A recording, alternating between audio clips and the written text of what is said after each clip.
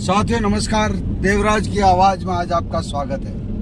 आज मेरे चारों ओर जितने भी महानुभाव विराजमान हैं वो सब शिक्षक हैं, लेकिन वर्तमान की इनकी गतिविधि और क्रियाकलाप देखता हूं तो मुझे अतीत के वो शिक्षक याद आते हैं, क्योंकि ये सब खुले खर्चे करने वाले हैं। लेकिन पुराने जमाने के जो शिक्षक थे वो एक एक पाई एक एक रुपए का हिसाब रखते थे। तो उसी मंजर की ओर चलते हुए आज मैं आपको दो वाकया बताना चाहता हूँ। गलती हो तो छोटा भाई समझ करके माफ करें। तो पुराने जमाने की बात है, ज्यादा भी, एक शादी के अंदर पुराने शिक्षक मार साहब खाना खाने के लिए गए।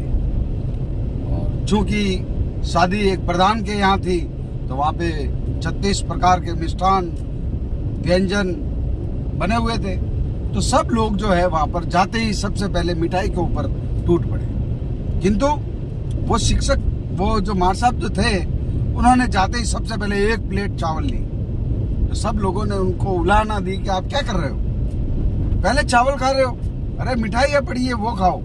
लेकिन वो नहीं माने, अपनी मनमानी की और चावल दबा के खाए एक प्लेट। और जैसे ही चावल खत्म हो गए उन्होंने मिठाइयाँ खानी शुरू कर दी।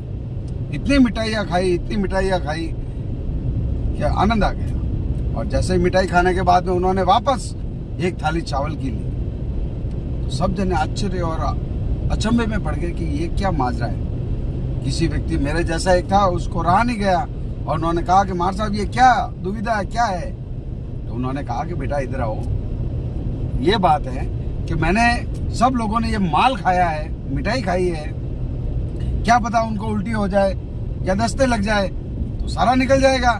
लेकिन मैंने अपनी बुद्धि का प्रयोग करके चावल खाए पहले और बाद में भी चावल खाए, ताकि यदि उल्टी हो जाए तो पहले चावल निकलेंगे, अगर दस्ते भी लग जाए तो पहले चावल निकलेंगे, मिठाइयाँ अंदर की अंदर रहेगी। ये है हमारे मार साहब के कारनामे। अब क्या हुआ, सर्दियों का समय था और उनके परिवार वाले सब जा रहे थे कुल्लू मनाली बर्फीले स्थान पर।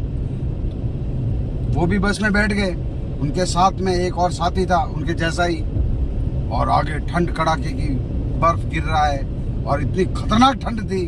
तो उस दोस्त ने कहा कि अरे यार, इस मौसम में अगर एक कोई बोतल मिल जाती तो आनंद आ जाता, एकदम शरीर गर्म हो जाता। तो मार साहब ने कहा कि भाई मेरे पास वाला जो है वो हाथ से शराब बनाता है, मैंने एक बोतल लाई है। तो वो खुश हो गए, अरे यार इस मौसम में और ऐसे स्थान पर आपके पास ये दवाई, ये तो आनंद आ गया, तो लाओ। तो कहा कि ऐसा कर, आधी तू पी ले और आधी मैं पी लेता। तो दोनों ने हामी भरी। तो मार साहब ने अपने थैले में से निकाली बोतल और जैसे ही वो महानुभाव ने पीना शुरू किया, एक घूंट लगा, इतनी कड़वी कि करेला और नीम भी उसके आगे फैल।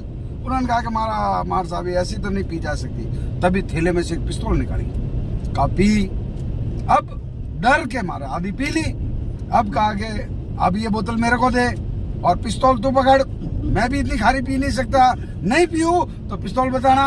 और ऐसे करके दोनों ने शराब पी। तो साथियों, अन्यथा न ले, सिर्फ मनोरंजन और रोमांच के लिए ये मैंने बात कही है। इसी तरह की बातों से जुड़ने के लिए हमारे चैनल से बने रहे।